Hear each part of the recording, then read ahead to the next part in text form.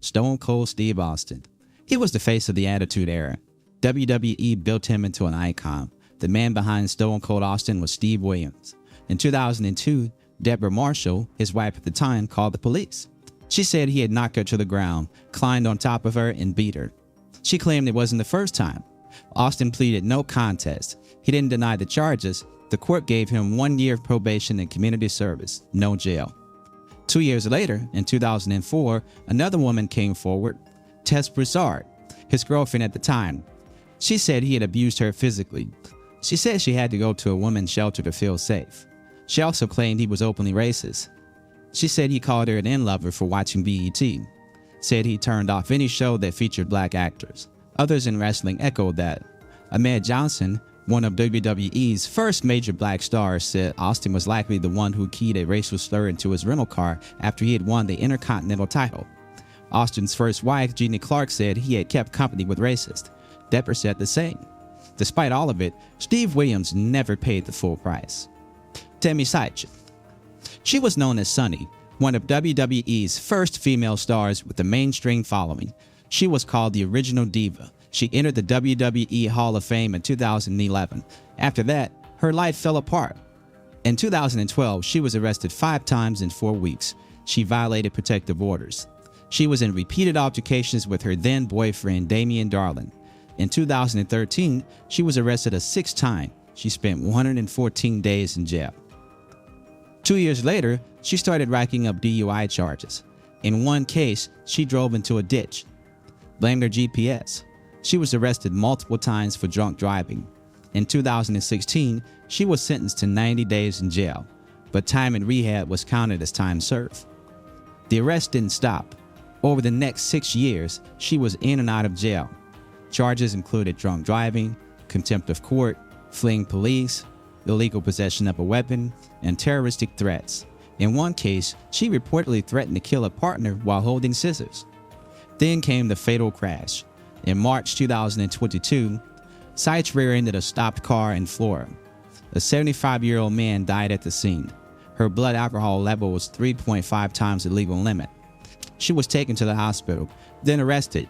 She was initially released on bond. Then a judge ruled she was a danger to the community. She went back to jail. In August 2023, she pleaded no contest to DUI manslaughter. She was sentenced to 17.5 years in prison. Her tentative release date is December 2039. From the Hall of Fame to state prison. Billy Jack Haynes, real name William Haynes Jr. He started in the 1980s. Wrestled in the territories, WCCW, NWA, WWE, at his time it was called WWF. In the 1990s, he worked in WCW as Black Blood. He retired until 1996. Then, his name disappeared until 2024. In February, Portland police were called to his home. There was a standoff. It lasted 2 hours. The neighborhood was told to shelter in place. Eventually, Haynes was taken to the hospital for an unrelated issue. When officers entered the house, they found his 85-year-old wife. She had been shot and killed. Haynes was charged with second-degree murder and unlawful use of a weapon. The wrestling world reacted quickly. Jake the Snake Roberts said he wasn't shocked. Said Haynes always seemed unstable. Said he never felt safe around him. This wasn't the first time Haynes was close to something violent. In 2018, he publicly claimed to have witnessed 3 murders. 3 boys found dead on railroad tracks in Arkansas in 1987. He said he didn't come forward because he was involved in drug trafficking at the time. In the 2000s, he joined a lawsuit against WWE. He accused the company of ignoring traumatic brain injuries. The case was dismissed in 2016.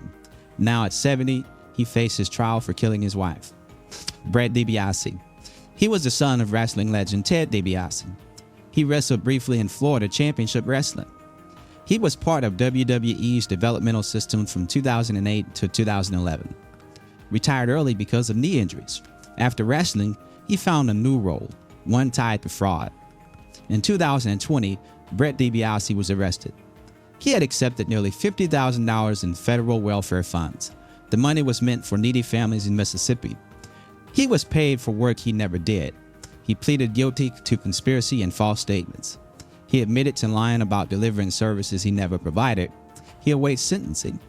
He faces up to 5 years in prison. He is cooperating with authorities.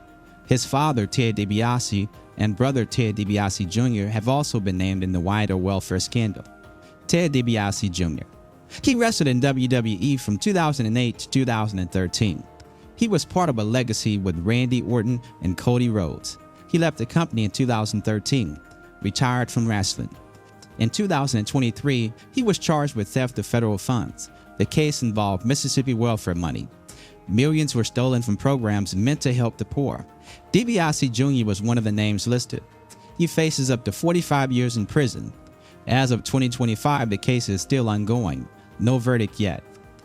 Nicole Bass. She was a bodybuilder. She wrestled in WWE in 1999. She was associated with Sable. She left WWE and the business by 2002. In 2013, she was arrested in New York. The charge was shoplifting. She pleaded guilty.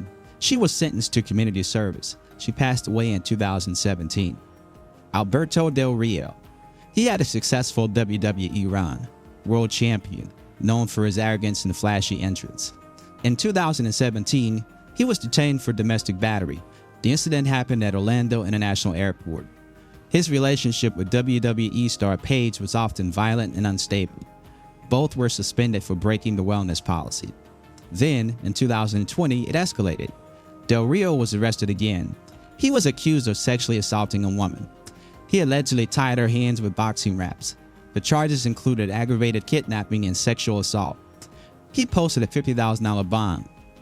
If convicted, he faced life in prison. The charges were eventually dropped after the accuser retracted her story, but the case left a permanent mark. WWE cut ties. Del Rio's reputation never recovered. Jimmy Snuka. He was one of WWE's earliest stars, known as Superfly, famous for his high-flying style. In 1983, his girlfriend Nancy Argentino died. She was 23. Snuka said she slipped and hit her head. The coroner found traumatic brain injuries. He also found signs of domestic abuse. There was fluid coming from her mouth and nose. Snuka said he found her like that. In 1985, Nancy's family won a civil suit against him, but no criminal charges were filed at the time. WWE stood by him. The case went cold. In 2014, it was reopened. The autopsy report was reviewed again. A forensic pathologist said it was homicide. Snuka was charged in 2015, third-degree murder, involuntary manslaughter. He pleaded not guilty. He posted $100,000 bail. His lawyer said he had dementia. They said he was no longer fit to stand trial. In 2016, the court agreed. The charges were dismissed. Snuka was already dying of cancer. He passed away in January 2017. He was 73. D.T. Porter. Real name, Brian McGee. He wrestled for WWE briefly from 2010 to 2012, using several ring names including Donovan Ruddock and The Future. In 2013, he murdered his ex-girlfriend. Her name was Bianca McGade. She was 25. He stabbed her multiple times in the chest and neck. She died near her apartment in Tampa, Florida.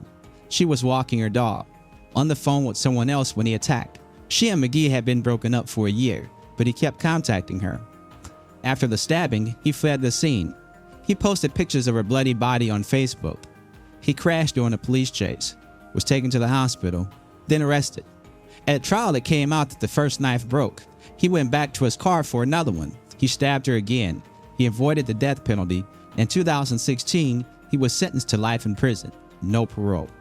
Steve Gatorwolf. He was a lower card wrestler, worked as enhancement talent in WWE. After his release, he went into MMA and illegal fighting. In 2001, he was convicted of aggravated battery. That wasn't the end. In 2014, he was convicted again. 7 counts of child abuse. The court found him guilty. He was sentenced to 16 years in prison. He's still serving time.